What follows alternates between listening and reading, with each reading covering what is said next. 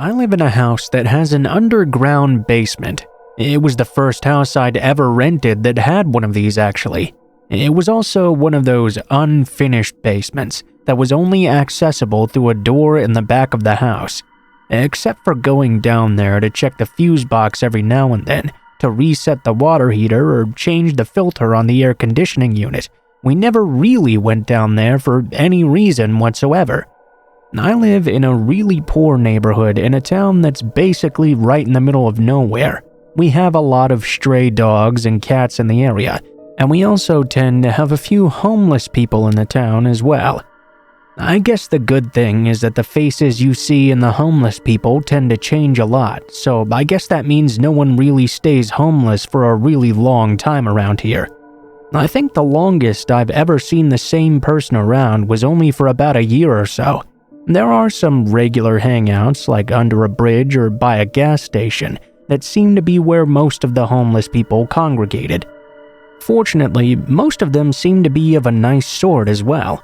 I'd sometimes go out of my way to buy them something to eat or a pack of cigarettes to help them chill out. Since I interacted with them a lot, I knew when new people were coming in and when others would disappear as well. I never really got to know what happened to them when they'd left, but I always hoped it was because they'd found a home or someone to stay with or something. I have 2 roommates, one male and one female that I live with. We also have a couple of pets too. I know this is a whole lot of information right at the start, but it is important for how the story progresses. So, we've been in this house for about 3 years now, and it hasn't really been much of anything exciting happening. Even the storms around here are usually routinely boring. That all changed just a few months ago though. We had this storm that rolled along that was unlike anything that had ever happened around here, and it was one that I will never forget. I remember waking up that morning, being confused because my clock said it was middle of the day, but it was still so dark out. Just as I looked outside, I saw a large strike of lightning flash across the sky, lighting the whole thing for just a moment. Well, after I got over being startled, I got up and walked over to my computer to check the weather for that day. I learned that we were supposed to be having thunderstorms all day long, and we were also on tornado watch as well.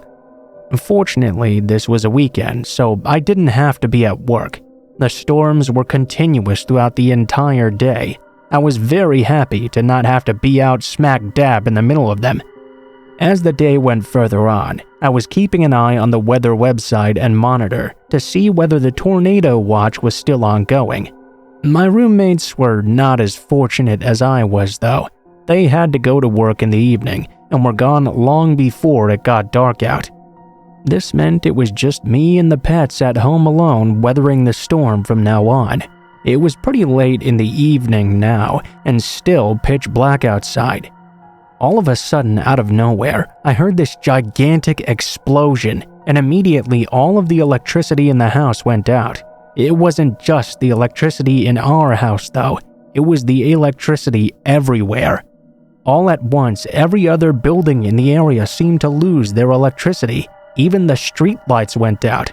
The explosion I heard, I later found out, was one of the transformers blowing.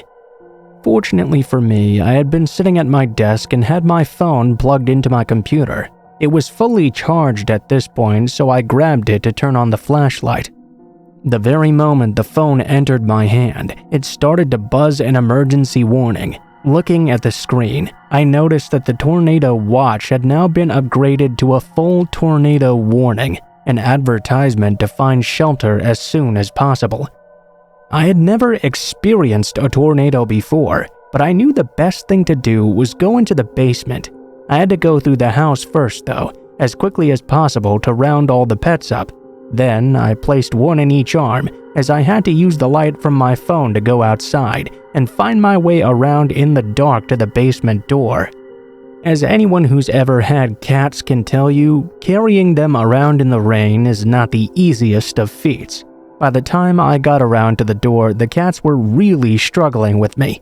I put them down at the top of the basement stairs. They were already pretty worked up from the storm even before taking them out in the rain, so they just stayed at the top while I closed the door behind. I had to pick them up again and carry them down further into the actual basement. I felt that was safer at least than just standing in the stairwell. The basement had always been a really creepy place to begin with. It was even worse at this point, right in the middle of a storm with the tornado watch ongoing. Since it was unfinished, it led into the crawl space under the rest of the house. If there had been any lights on, I would have just barely been able to see a little way into that crawl space. As it was though, it was pitch black down here. The light from my phone flashlight was not particularly good. With no windows in this underground basement and the tornado going on outside, it made the noises all the more frightening. There were all sorts of strange sounds outside that I just couldn't make head or tails of. The only thing I knew for sure was that the tornado emergency warning was now flashing over and over again on the face of my phone. I began to look around the basement just for something to distract my attention. My 2 cats remained at my feet the entire time. Obviously, they were a bit scared of what was going on as well, and I had to do my best in order to keep them calm. The tornado had to be much scarier for them because they didn't have any idea what was going on or why we were all in the basement now. As I was flashing the light around looking for something to distract me, I caught a glimpse of something I never expected to see. I could have sworn I saw something moving in the crawl space of the house. My light passed by and obviously shone off of something. Startled, I brushed the light over once again and got the shock of my life when I saw someone in the crawl space of my house with me. There was only about 2 feet between the floor of the house and the ground of the crawl space. The person was crouched down on their stomach. When I shone the light back onto them, whoever it was began to move. I did the only thing I could think of. I grabbed my cats, and even though they were quite startled, I decided to try and get to the stairs. I ran as fast up the stairs as I could, and right out of that basement. It was hard with the cats clawing at me because they were so scared, but I could put up with some scratching if I could get into the house safely. I didn't know what to do. Should I stay in the basement to be safe from the tornado? Even with that person down there? I locked myself in the house with the cats and tried calling emergency services, but obviously I could not get through. With the tornado, they were very busy. All I could do was take the cats into my room and lock the 3 of us in the closet. I didn't come out until my roommates got home. We all 3 went down into the basement with bats and knives in hand. We wanted to see if that person was still in our crawl space. It was scary as hell going down there in the complete darkness, knowing that there was somebody lurking. We had to shine the lights in all of the corners and behind the water heater, the furnace, everything down there to see if the person was hiding. I'd never been more scared in my entire life. In the end, we didn't find that person. We shined our lights back into the crawl space, trying to see through all of the shadows, and we didn't find anyone there either. My roommates at first thought I hadn't really seen anyone, but I knew that I had. It wasn't until the next day that I got all the proof I needed. When the power had been restored and we had light once again, I went back down. I found all sorts of empty food containers and other signs someone had been living in our basement. It was not just in the crawl space either. Someone, likely a homeless person, had been living down there a long time. They must have fled sometime during the night before my roommates got back. I never found out who it was, but the levels of terrifying were quite high. Not just seeing the person in there, which was quite scary in and of itself, but also thinking of how long that person had been living in our basement without any of us knowing.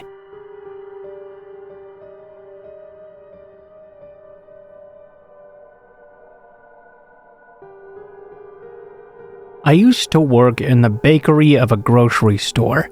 The store closed at 10 p.m. every night and opened at 7 a.m. in the morning. I, though, had to get there at midnight in order to make sure all of the bread was made long before the store opened. This meant I had a key to get into the store and was often there for hours by myself. I was only 19 years old at that time. I hadn't had a lot of experience out in the workforce when this happened. I was the type of guy who liked to be up overnight though, so working in the bakery actually worked out very well for me. This happened on a summer's night. I had been sleeping and got up so I could leave my house at around 11 p.m. I didn't know how to drive at this time, so instead I just walked to work. This was a particularly beautiful and windy night, so the walk there was quite refreshing. I lived in a subdivision that was on the opposite side of the town of the grocery store. It was a pretty small town, mostly known at the time as a retirement place, so it was absolutely dead at 11 p.m. When I arrived to the parking lot of the store, I noticed there was already a single car in the lot. It was set very far away from the entrance. I didn't really think that much about it, but it wasn't something I had ever seen there before. I entered the lot and began to walk toward the store. I didn't really pay much attention to the car until I went up to the door and began to unlock it. That's when I heard a car door slam shut, and I reflexively looked back over to that car. 2 men had just jumped out of it. They began to walk toward the store, and of course, this immediately caused me alarm. Fortunately, they had parked quite far away and had no chance of getting to the store before I was in. I closed the sliding door and blocked it up tight before going any further in. I started to head to the back of the bakery. Of course, before I could even get there, I heard the doorbell for the store ringing over and over. When the deli workers came at 5, they didn't have a key, so they would ring and I would come to answer. The moment I heard this bell though, I knew that was not the deli workers. It had to be those 2 guys I had just seen in the lot. If someone else was supposed to be at that store at that time, the owner would have told me about it. I wasn't supposed to open the doors for anyone except the deli workers. All of the other bakers had a key as well for the front door, and the meat manager always came in through the back. I paused in place, not knowing what I should do. The bell kept on ringing and ringing, so I figured I should at least go back and see what was happening. I'm sure you've been in a grocery store before. So, you might know that like many stores, you have to walk in through the automatic doors into a foyer of sorts where the carts are kept. From there, you can walk into the actual store. This meant I would be pretty safe. All I would have to do is walk by and look outside. As I did so, I couldn't see the people standing outside the door until I walked around the corner and into the foyer. As I did, I noticed that only one of the men was standing there. I knew I had seen 2 people though. I walked up to the closed door and stood a few feet away and asked the man what he wanted. The guy tried to explain that he was there to do a deep cleaning of the store. I told him that no one had told me about such a thing, and I was not allowed to let anyone in except workers. The guy just kept insisting that he was a cleaner, and I needed to let him in right now. I should have just walked away. I was feeling a bit awkward though, so I took a step forward to ease my tension. As I did so, I just barely noticed that someone was standing off to the side, just barely out of sight from where I'd been. The one immediate thing I could tell about this person was that they were wearing a ski mask covering their face. At that point, I turned around. The man started yelling and began to pound on the door, saying I needed to let him in or else. I didn't though. I did the smart thing and called the police right away. Of course, that guy was lying about being a cleaner. The owner had never heard of the guy. I'm so glad I wasn't stupid enough to just open the door.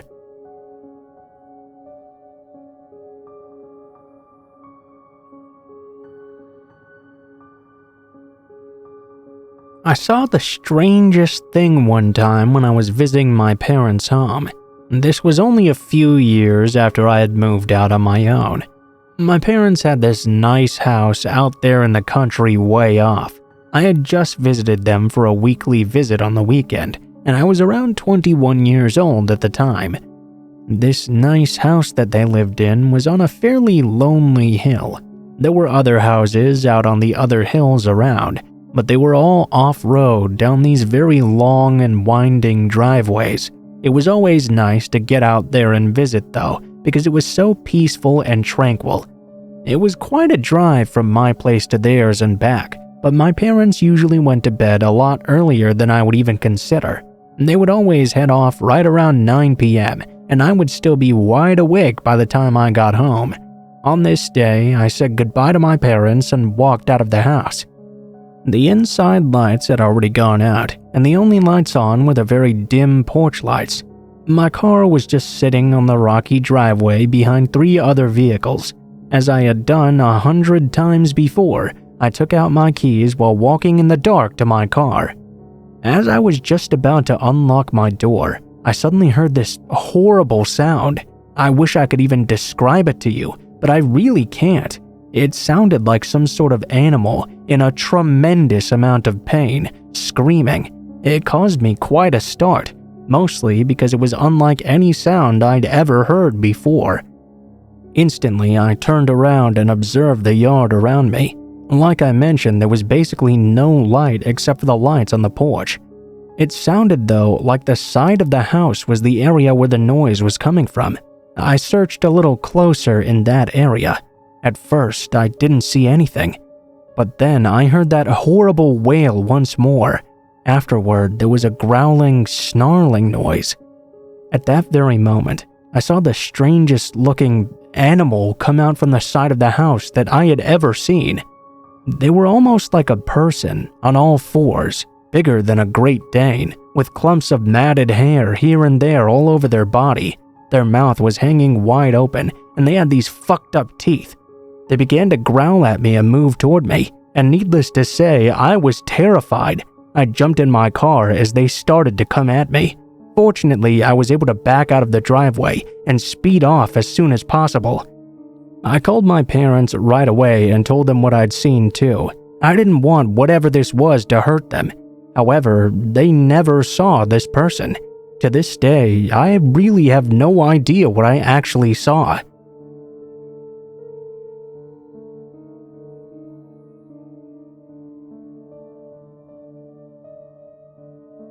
Many years ago, my friends and I were dumb new 21-year-olds, just barely navigating the bar scene in Philly, where we went to college. We hadn't had many weird interactions, save for the occasional creep who would hit on us even when we tried to tell him to get lost. In July of that summer, though, we were really enjoying the outdoor cocktails at a bar in Old City when a girl came by. She was around our age, early 20s or so, with a very cool haircut and an outfit I loved. She just screamed coolness.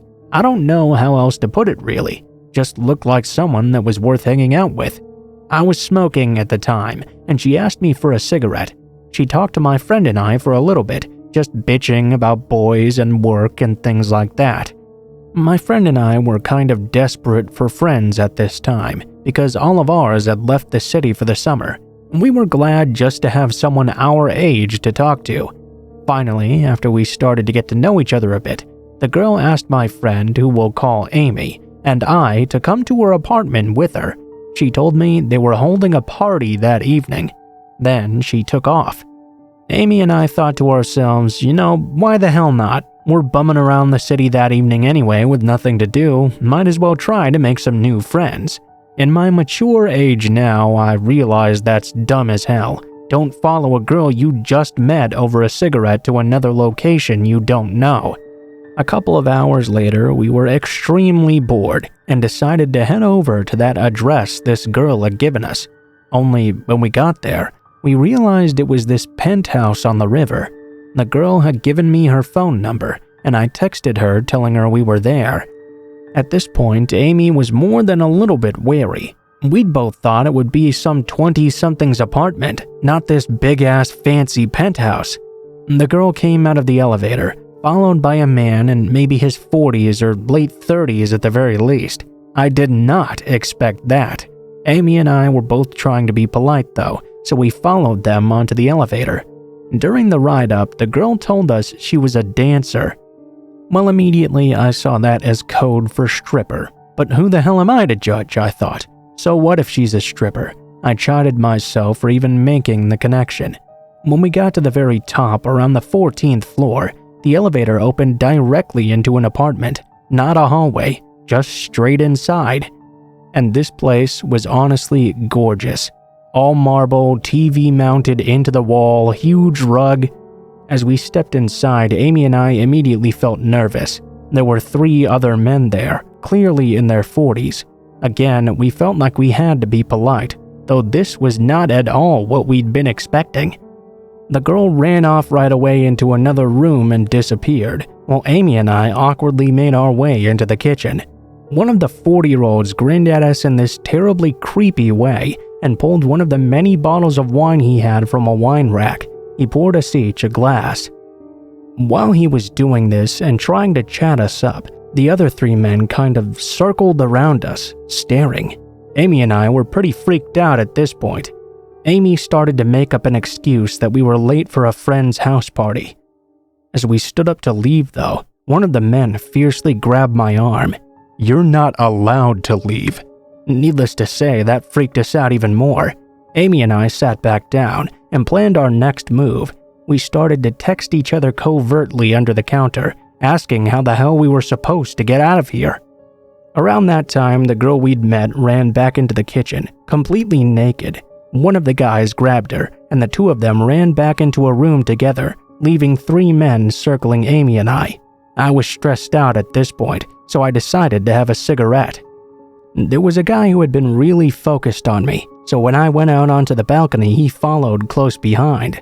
I smoked my cigarette, trying to ignore him, and think to myself, it was a tiny balcony, and he was staring right up against my face. Finally, he came up and started rubbing against me.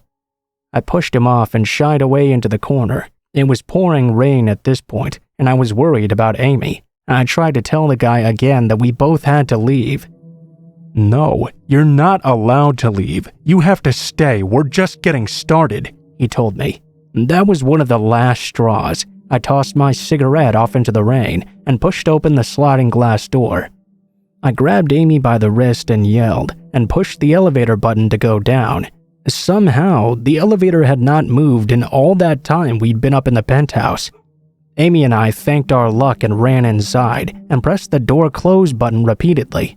We watched as the man who had followed me to the balcony charged after us, trying to catch us before the door closed. Thank God he did not. The door closed just before he reached us, and we went downstairs, spilling out into the lobby. As I turned around though, I saw by the lights and numbers above the door, the elevator going straight back up to floor 14. Amy and I bolted, terrified that those men would follow us down and try to catch us once more. We ran out into the rain and booked it down several blocks before we finally stopped to rest. To this day, we're both freaked out by that encounter. I still think it was too pushy. They wouldn't let us leave after multiple times we told them we had to. Amy agrees with me and has since told me that when I was on the balcony, the men beside her told her she was not allowed to leave, and if we did, we would regret it. I don't know if that's freaky enough, but hell, it was plenty freaky for me.